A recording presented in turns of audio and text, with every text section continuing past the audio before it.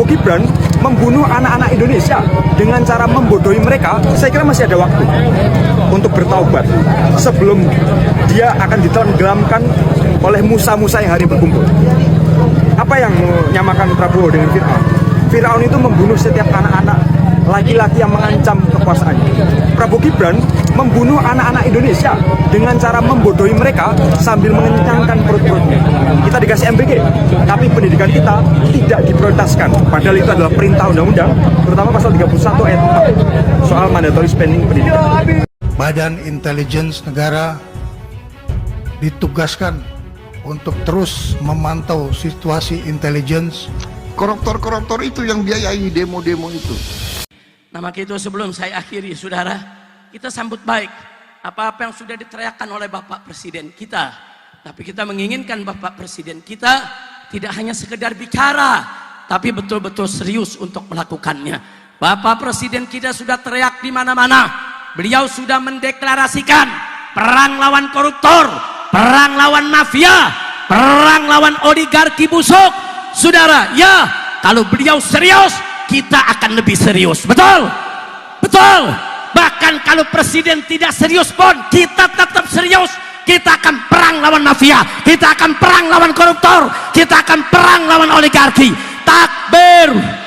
Angkat tangan semua, takbir. Takbir. Sallu ala nabi. Rekan-rekan, satu persatu drama kini mulai terbongkar, satu persatu biang kegaduhan dan kerusuhan mulai terungkap.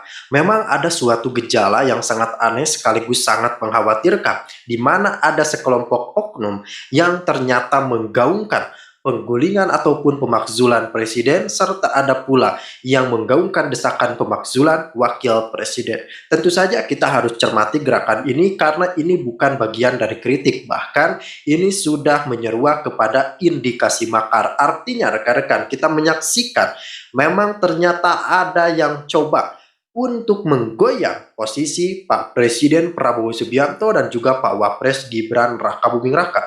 Tentu saja ini sangat berbahaya dan tentunya harus diselidiki kira-kira siapa yang berada di belakang ini semua, dan tentu saja untuk siapa mereka berjuang. Karena kalau mereka menyebut untuk rakyat, itu sangat mudah untuk dipatahkan. Toh faktanya rakyat pula yang mendukung Pak Presiden Prabowo Subianto dan juga Pak Wapres Gibran Rakabuming Raka. Maka dari itu rekan-rekan, kepemimpinan Pak Prabowo mulai membongkar itu semua dan hasilnya sangat mencengangkan. Ayo kita analisa dan kaji bersama-sama.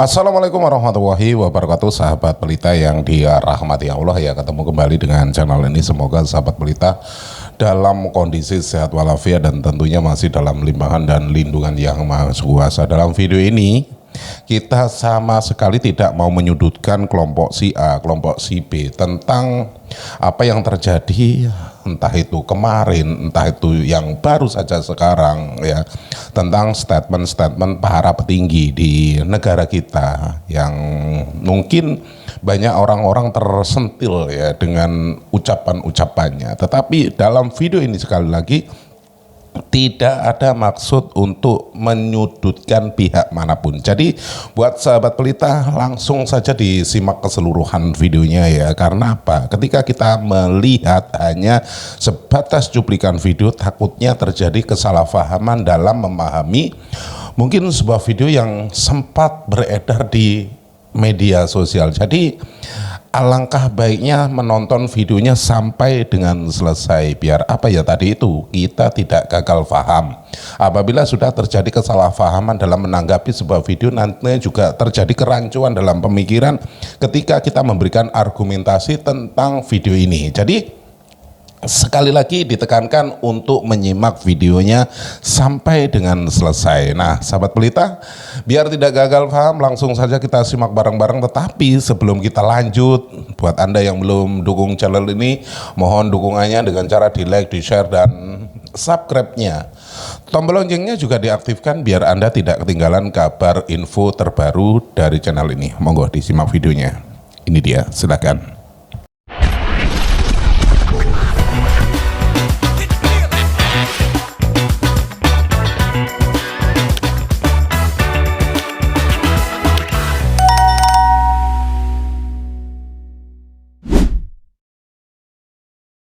nggak murni. Jadi demo-demo itu di mata saya nggak murni. Demo tidak menjalankan kepentingan rakyat. Tidak murni dalam arti mahasiswa itu Ditunggangin. Iya kan banyak ditunggangin. bagaimana kita bisa membuktikan itu? Oh, udah banyak di media-media juga udah banyak. Ya, macam kayak siapa itu? Ketua Mantan ketua BEM. mantan. Ya ternyata nggak bisa. Jadi ini maaf ngomong ya, ini proyek pura-pura di mata saya. Dan ada yang biayain. Ada yang biayain. Saya yakin mereka juga pecah kongsi kok nanti. Siapa? Antara mahasiswa. Ya sudah kelihatan ada beberapa aliansi lintas universitas yang juga tidak setuju dengan aksi BEM yang ada itu. Sudah ada kan? Yang terbaru itu yang BEM Sumatera. Betul. Aliansinya menolak aksi-aksi Yang dianggap nggak benar kan? mengatasnamakan BEM karena menurut mereka itu bukan aksi yang mewakili universitas Betul. atau mewakili tuntutan atau kepentingan masyarakat. Jadi siapa yang tunggangi mereka ini? Jadi gini ya, terutama yang menunggang itu orang politik yang tidak suka dengan Prabowo. Ya, kita tahu lah. Kedua juga dari kelompok-kelompok yang kalah. Ya kalau yang kalah kan jelas nih, ya kan? Ya itu ngomporin mahasiswa nih. Ya Komporin nih. Ketiga itu ada juga kelompok kepentingan luar negeri. kita coba kalau yang tadi kelompok yang kalah itu kan jelas tuh dikontestasikan. Ada kemarin ada grup. Ada, Ya termasuk juga ikut kan ada Roy Suryo, ada Anies di situ. ya. Nah yang tidak suka ini siapa? Dan kenapa mereka tidak suka sama pemerintahan sekarang? Gimana ya? Mereka itu memang sudah disiapkan diri untuk tidak suka. Jadi mereka ini lahir sebagai orang yang tidak suka aja. Orang tidak suka. Siapapun presidennya. Siapa mereka ini? Nah inilah yang saya bilang ini kelompok-kelompok pesanan. Kayak orang Anies kan diprediksi pesanan dari luar. Dia dipelihara, dididik. Siapa yang Untuk pelihara menggoyang. Soros salah satu. Wah, Anies- Kepentingan Amerika. Anies punya korelasi sama Oh Soros. sangat. Lalu kepentingan HTI. Bagaimana merebut Indonesia itu tanpa harus pemilu, tanpa harus bikin partai. Rebut itu kekuasaan dengan kudeta. Itu konsep-konsep mereka. Nah itu ada di Anies. Oh, ini bisa jadi tuduhan ini. Loh, saya menyatakan iya. Kalau dulu enggak, iya benar. Saya berani. Mana pergerakan Anies yang membuktikan bahwa dia sedang menyusun kekuatan, taruhlah dengan kelompok Oh, Anies ini pemain, Bu. Pemain bola. bola, pemain Jago sirkus. goceknya. Pemain Oh, sirkus juga. Iya. Bagaimana masyarakat bisa paham kalau Anies ini pemain? Karena di sosmed itu kelihatan orang mulai berempati ke Anies ketika gerakan anti Prabowo, pemerintahan Prabowo itu makin gencar. Ya, iya itu kan. Jadi orang munculkan Anies, sosok Anies. Padahal kayak apa kan Anies dan Prabowo kan? Wah saya tidak mau kalau Prabowo jadi presiden kan. Coba ini kan nggak bisa. Bermuka dua nih orang. Nggak bisa dipercaya omongannya. Waktu dia mencalonkan diri jadi gubernur, jadi kan dibantu oleh Prabowo. Keuangannya segala macam. Nggak bisa dipegang. Sudah berapa kali kita ngobrol di sini dan Om selalu nyebut nama Anies. Om Saya jangan-jangan nggak suka. jangan-jangan ini hatersnya Anies. Saya tidak suka dengan Anies. Sudah itu aja. Tapi alasannya personal nih, suka tidak suka. Banyak masalah-masalah kesalahan-kesalahannya. Jadi kalau dia ingin jadi pemimpin, tapi tidak menyiapkan diri untuk jadi pemimpin, maka saya katakan ini pantas jadi dosen. Si Anies itu pantas jadi guru. Tapi ini orang kan ngeyel, kepengen tampil tanpa modal. Ini orang kepengen tampil tapi nggak ada modal. Modal apa ini? Modal sosial, modal Segalanya. Masa dia nggak punya? Kemarin Pilpres masanya siapa? Nasdem. Siapa lagi? PKS. Siapa lagi? Masa itu. Nah karena si Anies ini pintar berretorika. Nah ini orang terkecoh dengan dia. ya. Itu membuat dia menjadi seolah-olah figur, seolah-olah hebat dia itu kan. Oke. Nah, ternyata sempat dipercayakan jadi gubernur. Apa yang terjadi? Keren. Keren kan? 5 tahun jadi gubernur hanya dapat puskesmas 1. Gila kan? Dari anggaran 500 triliun. Tapi semua rumah sakit jadi punya nama Anies, kan jadi rumah sehat semua. Ya itu tadi. Jadi sudah. Jadi Enggak, saya Oke lah misalnya taruhlah ini seperti itu. Tapi dalam pergerakan yang sekarang di mana arus demonstrasi itu terus berjalan walaupun tadi saya bilang sporadis. Di mana peran Anies di situ? mereka ini lempar batu sembunyi tangan. Ya, konsep dikasih ke mahasiswa. Di saat dia nongol harus nongol gitu kan. Di saat momen-momen tertentu dia nongol. Ini sudah disetting oleh mereka. Kelompok ini sudah kita hitung pakai jari. Orangnya itu juga. Kayak PKS, mengkader-kader anggota PKS itu dari mahasiswa itu banyak sekali. Ini nggak tahu kan? Dan semua punya kedekatan dengan Anies. Orang-orang band apa namanya itu? BEM. Punya kedekatan itu. Ini dikader. Kenapa? Karena partai PKS itu dia mengkader mahasiswa itu seperti apa. Jadi yang sekarang ini coba bisa dipelintir, bisa disuruh ke sini ke sana. Ya kan? Kalau di HTI itu dia bilang tuh sel tidur. Ini mereka ini sel tidur dibangunkan. Memang nggak nyampe kita otak kita ke sana nggak nyampe. Iya, Ya kan? karena bagaimana kan yang terlihat sekarang kan orang dengan gampang menyimpulkan atau menstigma bahwa gerakan mahasiswa itu dibayar, mahasewa. Tapi bagaimana membuktikan itu? Oke lah, kemarin Tio udah mulai terlihat ada indikasi terafiliasi dengan sebuah kekuatan politik gitu. Tapi kalau gerakan-gerakan mahasiswa yang sekarang, gimana kita bisa mapping itu kekuatan yang menopang mereka dari belakang? Jadi gini, mereka bikin gerakan itu karena dianggap sudah ada kelemahan-kelemahannya Pak Prabowo. Berarti murni dari keinginan mahasiswa. Bukan, kelemahan ini dipakai oleh mereka untuk menurunkan Prabowo. Misalnya Pak Prabowo menggandeng Amerika. Jadi anggota apa? Board of Peace, Tuh. BOP. Kan ada suka dan tidak suka. Yang tidak suka ini kelompok mereka ini. Apa efek dan segala macam. Ini modal mereka untuk menjatuhkan. Kedua, masalah makan bergizi. BG. Ini modal mereka. Apalagi dilihat ada yang korupsi, ya kan? Dikembangin oleh mereka. Wah, ini kalau gitu yang ini harus nggak boleh ada. Kan begitu. Itu yang mereka inginkan. Nggak boleh ada lagi ini. Sedangkan BG itu adalah proyek-proyek unggulannya Pak Prabowo. Iya. Proyek unggulannya harus didukung. Apalagi minyak. Kenaikan harga BBM. BBM. Nah, kita harus bahas satu-satu. Momen-momen itu yang mereka lihat. Nah, ini mereka merucut. Nah, ini mahasiswa itu disuntik itu. Wah, Indonesia ini terpuruk nih sekarang ini. Dolarnya udah sampai sekian. Padahal Indonesia nggak apa-apa. Kalau bicara resesi, bicara masalah ini, seluruh dunia pun juga lagi resesi. Tapi Indonesia tidak separah itu. Biasa-biasa aja Indonesia. Nggak antri seperti kayak orang Filipina. Nggak ada bensin jalan kaki. Duit ada, bensinnya nggak ada. Kita kan nggak sampai ke sana. Apalagi keirian dari luar negeri terhadap Indonesia. Melalui apa? Melalui Singapura. Ini sel Indonesia kemarin, Iya. Singapura itu. Singapura ini kan ijonnya. Jadi dia udah bertahun-tahun, puluhan tahun Singapura itu ngaruh kekayaan Indonesia.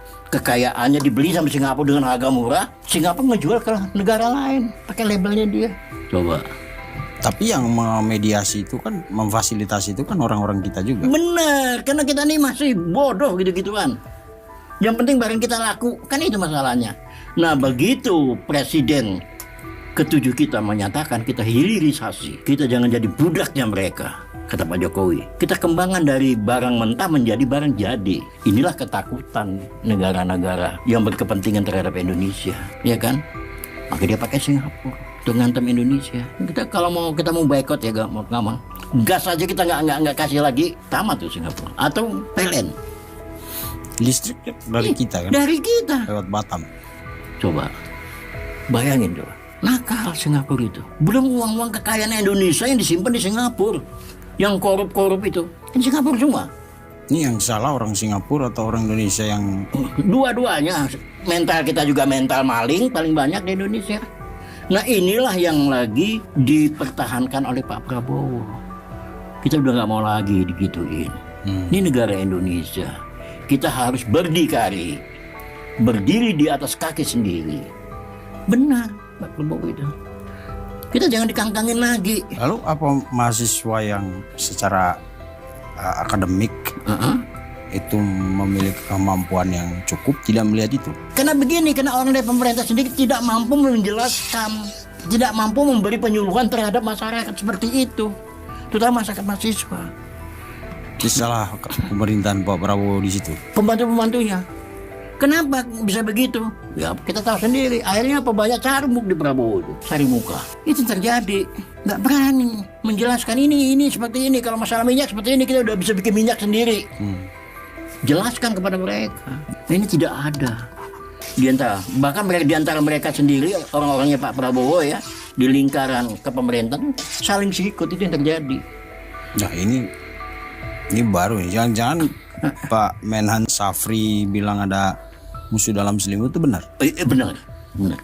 Lalu siapa itu? Yang nggak usah dicari, nanti cari, ketemu sendiri kok. Ketemu sendiri nanti udah gabungnya ke siapa? Ketahuan. Ada orang kepemerintahan yang gabungnya ke kelompok yang lagi main sekarang. Ada.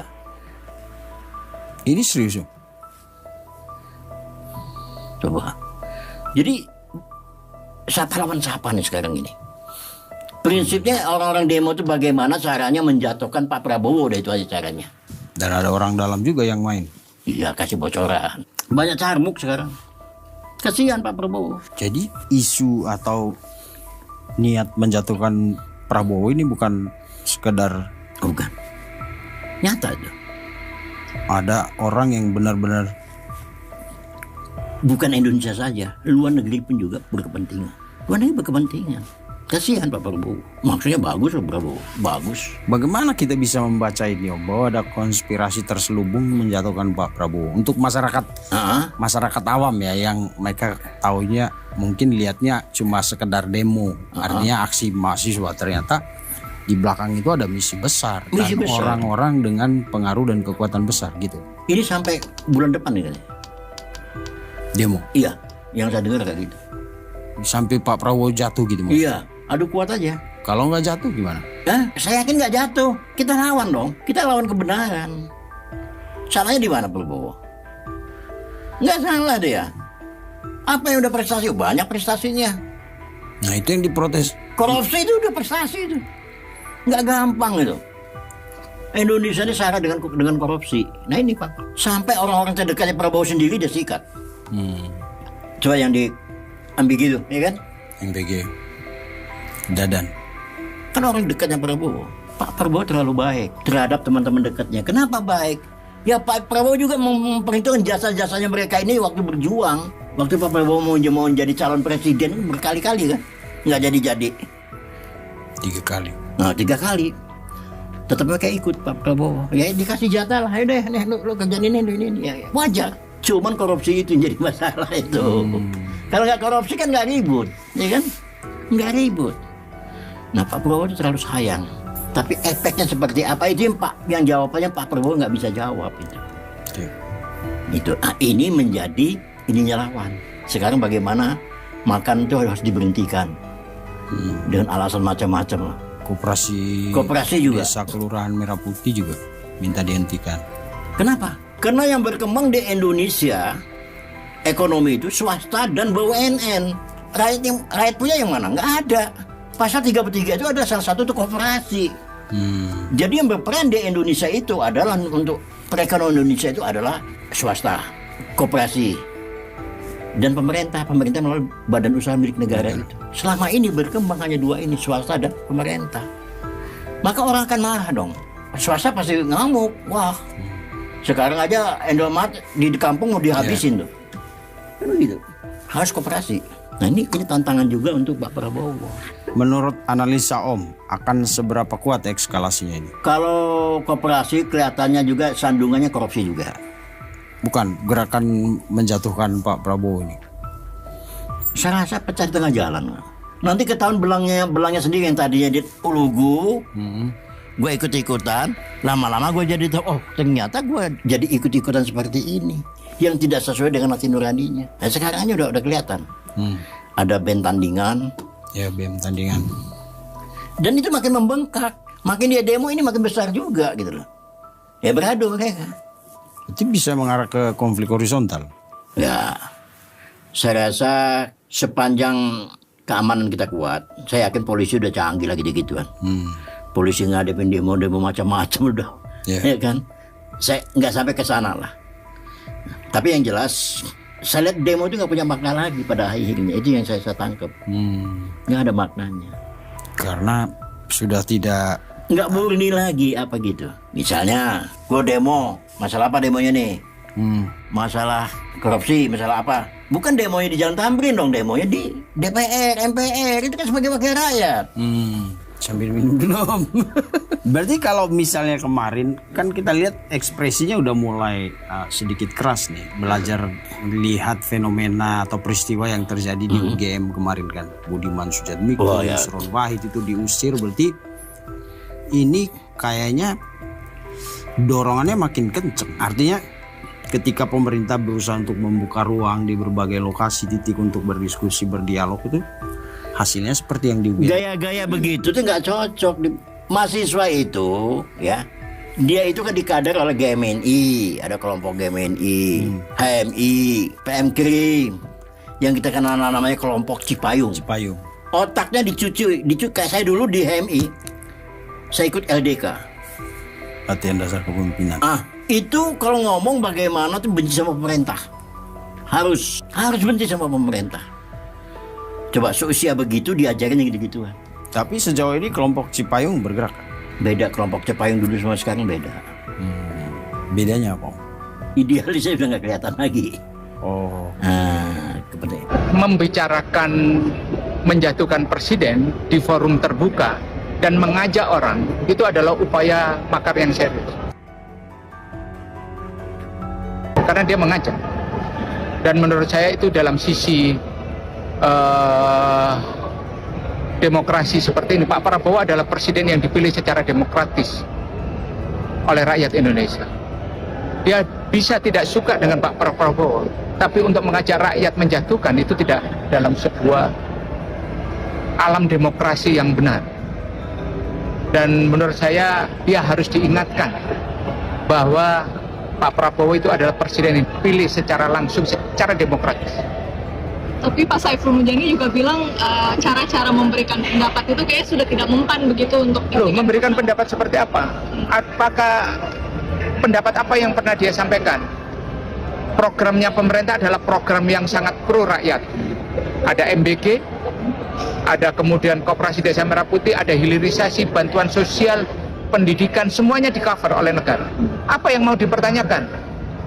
Program apa yang mereka mau usulkan? BBM dalam situasi dunia semua menaikkan BBM, Pak Prabowo tidak menaikkan harga BBM. Apa yang mau mereka tanyakan? Cadangan pangan kita sangat kuat, energi kita sangat kuat. Terus apa yang mau dipermasalahkan oleh mereka? Nah ini yang menjadi pertanyaan. Tanyakan kepada diri Saiful Mujani itu, pantaskah sebagai salah satu orang yang selama ini inisiator demokrasi ini kemudian membicarakan ajakan untuk menjatuhkan presiden. Ini dibayar oleh siapa? Koruptor-koruptor itu yang biayai demo-demo itu. Ingat, rakyat Indonesia di tahun 2025 ke depan bukan rakyat Indonesia tahun 90-an. Rakyat Indonesia sekarang pandai-pandai. Rakyat Indonesia punya gadget semua. Rakyat Indonesia itu menangkap siapa pemimpin yang benar dan siapa pemimpin yang tidak benar. Memang ada usaha tadi menggunakan teknologi, menggunakan uang, menggunakan sosmed, membayar pakar-pakar, nyinyir, menghidupkan pesimisme. Saya geleng-geleng kepala. Ada orang-orang yang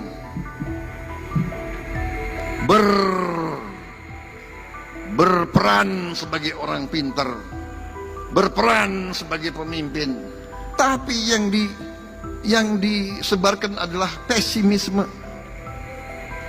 Indonesia gelap, kabur aja deh. Lo kabur aja lo.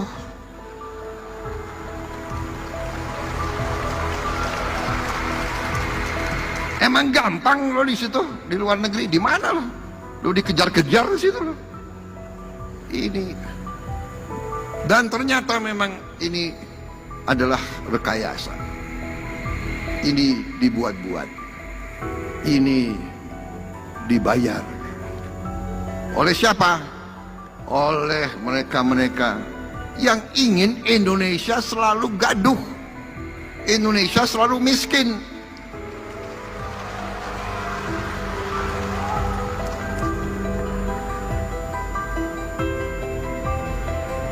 Iya, koruptor-koruptor itu yang biayai demo-demo itu. Indonesia gelap, Indonesia gelap. Sorry ya, Indonesia cerah, masa depan Indonesia cerah. Prabowo Gibran membunuh anak-anak Indonesia dengan cara membodohi mereka. Saya kira masih ada waktu untuk bertaubat sebelum dia akan ditenggelamkan oleh musa-musa yang hari berkumpul. Apa yang menyamakan Prabowo dengan Fir'aun?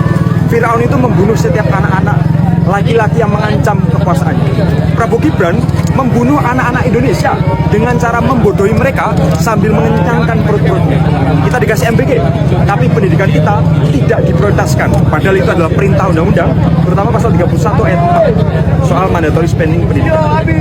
Nah, maka itu sebelum saya akhiri, saudara, kita sambut baik apa-apa yang sudah diteriakkan oleh Bapak Presiden kita. Tapi kita menginginkan Bapak Presiden kita tidak hanya sekedar bicara, tapi betul-betul serius untuk melakukannya. Bapak Presiden kita sudah teriak di mana-mana. Beliau sudah mendeklarasikan perang lawan koruptor, perang lawan mafia, perang lawan oligarki busuk. Saudara, ya, kalau beliau serius, kita akan lebih serius. Betul? Betul. Bahkan kalau presiden tidak serius pun, kita tetap serius. Kita akan perang lawan mafia, kita akan perang lawan koruptor, kita akan perang lawan oligarki. Takbir. Angkat tangan semua, takbir. Takbir. Sallu ala Nabi. Nah, maka itu Bapak Presiden yang sama kita cintai dan kita hormati. Ayo, ayo. Bapak jangan ragu-ragu. Bapak sudah mendeklarasikan untuk perang lawan koruptor, perang lawan mafia, perang lawan oligarki. Kami, para habaib, para ulama, para tokoh, para aktivis, para pimpinan ormas-ormas Islam siap berada di garis paling depan untuk melawan para mafia, para koruptor, dan melawan para oligarki. Betul? Betul. Tapi kita minta presiden harus serius. Presiden tidak boleh omon-omon saja. Presiden betul-betul melaksanakan apa yang sudah dideklarasikan. Betul? Saya mau tanya, kalau presiden serius, saudara dukung tidak? Bela tidak? Siap berjuang bersama presiden? Siap bela presiden? Kalau ada mafia-mafia, oligarki, begitu juga koruptor yang coba ngancem-ngancem presiden, siap ganyang mereka, siap lawan mereka, siap seret mereka di jalanan. Takbir. Sahabat Pelita yang dirahmati Allah ya, keseluruhan video sudah kita simak bareng-bareng ya. Semoga kita bisa mengambil hikmah dari apa yang sudah kita tonton dan kita bisa menjadikan sebuah pelajaran, entah itu dalam hidup kita, entah dalam kegiatan kita sehari-hari, bahkan dalam bertutur kata. Banyak orang terkeliru ketika menanggapi sebuah video, banyak orang terkeliru ketika melihat ya, entah itu antara suka dan tidak suka yang namanya ketika menonton video itu pastinya sumber-sumber berita yang mungkin ada yang pro, ada yang kontra. Yang namanya berita ya pasti yaitu tadi ada pro dan kontranya, dan di sini kita tekankan apabila kita kontra ketika memberikan sebuah argumen, sekali lagi ketika kita berdiskusi itu harusnya menyatukan misi, biar apa ya, persatuan dan kesatuan kita itu tetap terjaga, sahabat Pelita ya. Banyak dari kalangan kita itu ya, sekali lagi ketika pro dan kontra, yang kontranya itu karena mungkin kurang suka, yang ketika pro itu janganlah memandang atau melihat sesuatu dari kacamata Anda sendiri dan memaksakan kehendak ketika memberikan sebuah argumen.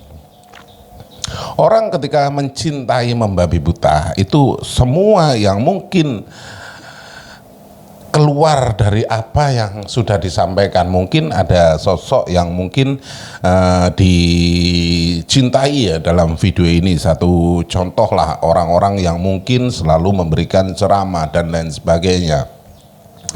Dan orang itu kebetulan merupakan idola ya, junjungan lah katakanlah ya, seperti itu. Sehingga apapun yang keluar dari mulutnya ataupun ucapan-ucapannya itu selalu dibenarkan, walaupun kadangkala itu ada unsur yang mungkin kesalahan ya dalam memberikan wejangan, memberikan tausiah dan lain sebagainya. Jadi tekankan ketika melihat sesuatu ataupun mendengarkan sesuatu itu, lihat, dengarkan apa yang dibicarakan, bukan lihatlah siapa yang berbicara. Karena ada kerancuan ketika kita melihat siapa yang berbicara, pastinya begitu. Karena di kalangan kita itu ketika melihat ketika ada orang yang memberikan sebuah nasihat ataupun sebuah petunjuk, pasti akan dilihat siapa orangnya, bukan apa yang dinasihatkan. Inilah ya, sekali lagi yang ditekankan, jangan melihat sosok, tetapi dengarkan apa yang disampaikan. Walaupun sosok itu mungkin ya dalam pandangan kita itu merupakan seorang yang alim, yang mungkin ya dalam kacamata kita itu tidak pernah melakukan kesalahan, tetapi apabila memberikan statement ataupun nasihat ada unsur kekeliruan, langsung katakan, oh salah, bukan begitu ya. Walaupun kita meminta nasihat, tetapi apabila nasihat itu malah menjerumuskan, kita pun bisa menolaknya, sahabat pelita ya. Karena dalam diri kita itu harus bisa berpikir secara nalar, sahabat pelita ya. Dan tentunya banyak dari kalangan-kalangan kita itu selalu yang mungkin dalam ranahnya dianggap sebagai alim, ulama dan lain sebagainya, tetapi dalam konteksnya itu selalu membuat keonaran, entah itu memprovokasi jamaahnya untuk tidak setuju dengan pemerintahnya dan lain sebagainya. Kan banyak seperti itu ya, mengajak mengadu domba antar sesama. Nah, dari sinilah kita harus paham, harus jeli dan bisa mengkoreksi apa yang harus kita sortir ya, apa yang harus kita simak ya. Jadi buat sahabat pelita yang dirahmati Allah, gunakan akal pikiran yang waras, biar apa? Biar tidak konslet. Terima kasih sudah klik video ini, dan apabila video ini bermanfaat, jangan lupa di like, di share sebanyak-banyaknya, dan tinggalkan jejak Anda di kolom komentar. Di akhir video sekali lagi izinkan saya mohon maaf yang tak terhingga apabila ada unsur kata-kata saya yang mungkin kurang berkenan di hati Anda, karena yang namanya orang itu ketika memberikan ucapan, memberikan salam itu mungkin ada yang terkeliru. Jadi sekali lagi izinkan saya mohon maaf yang tak terhingga. Di akhir video, terima kasih dan saya akhiri wabillahi taufiq wal hidayah. Wassalamualaikum warahmatullahi wabarakatuh.